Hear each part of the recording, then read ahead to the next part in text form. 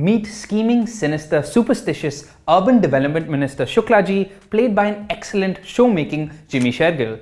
He's the horoscope, Janampatri, astrology-obsessed, violently corrupt politician looking to overthrow the sitting CM and seize even more power. Along the way of his meteoric rise to power, Shuklaji has left behind a long trail of victims and enemies, dead bodies and destroyed lives. Written and directed by Pushpendra Nath Mishra, Choona follows 6 of the people whose lives have been messed up at the hands of Shuklaji, all joining forces to form an unlikely bunch that set out to have their revenge and bring him down.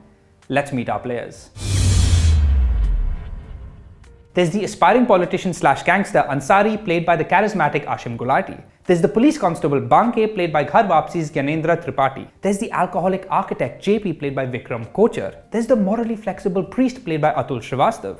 There's the mute inside man, played by Panchayat's delightful Chandan Roy, who gets the most memorable arc. Finally, there's the master of disguise thief Triloki, played by Namit Das. It's a sparkling cast of solid series uplifting actors, all of whom are clearly having an absolute blast here. And as Shuklaji, Jimmy Shergill makes a bloody great villain. Quiet, confident and calculating, I loved how Jimmy makes the lines his own. Not to mention his creepy cold presence that ensures that when you're in the room with him, you know who's boss. Creator Pushpendra Nath Mishra gives us a keenly observed Rajan DK-esque darkly comic world of idiots in way over their heads, colourful characters and endless petty squabbling. It's a world bursting with a fun energy and a great deal of promise, if only the storytelling entirely lived up to it. For one, the entire series is narrated by an unseen figure voiced by a playful Arshad Varsi.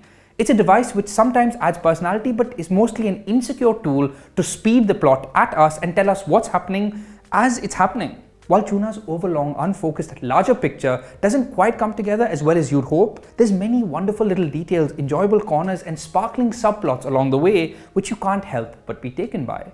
In terms of its macro structural issues, for one, it takes too long to get going.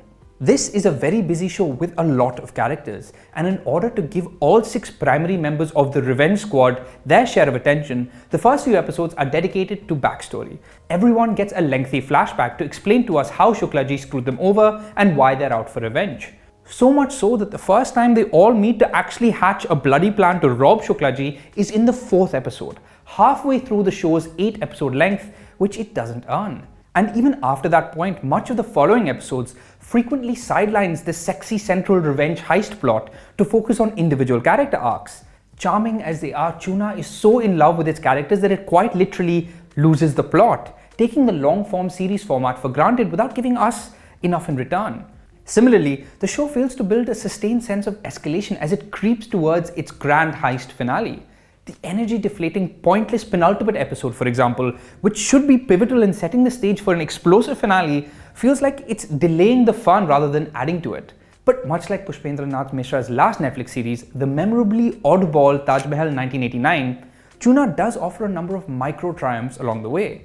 I liked, for example, that in what could have been another male-dominated series, there's a sincere attempt at fleshed-out female characters. There's a techie and hacker Jhumpa, played by Pushpavali's Niharika Laira Dutt, and Jamtara's fiery Monica Pawar as Bela, who gets the season's most badass moments. I also enjoy how Pushpendra does romance and refreshing flirty banter. The Bela Ansari situationship, for example, gives us a rare romantic arc told from the girl's point of view. Equally, the Triloki Jhumpa relationship arc. Watch out for their oddly moving kiss timed to a snow globe. Put simply, I'd like to see a Pushpendra directed episode of Modern Love. Because he is an interesting director, there is no lack of visual flair or overexcited imagination here. The impressively out there virtual reality element of the actual heist, or how the animated sequences of planets coming together to screw Shuklaji unfold. The issue here is that Pushpendra, the director, has done some really interesting things with the scattered writing of Pushpendra, the writer. The full promise and potential of Choona is on full display in the show's glorious 5th episode, which is easily the series' high point. We get knockout scene after knockout scene of action, tension and comedy, unlikely figures forced to team up, a high-stakes rescue attempt and shootout gone terribly wrong before it goes terribly right, hilarious misunderstandings, a drunken interrogation scene that doesn't go according to plan, and a whole lot more. I just wish that this was the show throughout. I'm not sure if Choona is a series we'll be talking about a year from now. Despite that, did I have a bunch of fun along the way? Absolutely. You can watch Choona on Netflix.